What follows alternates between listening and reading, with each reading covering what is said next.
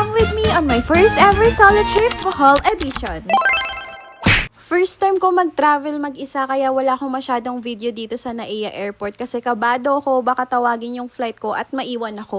Pagdating sa Tagbilaran Airport, kinontak ko agad yung tour guide ko na si Kuya Diel. Kinabahan pa ako baka scam kasi ang tagal niya dumating. Yun pala, medyo malayo-layo pa yung pasukan ng mga service dito sa airport.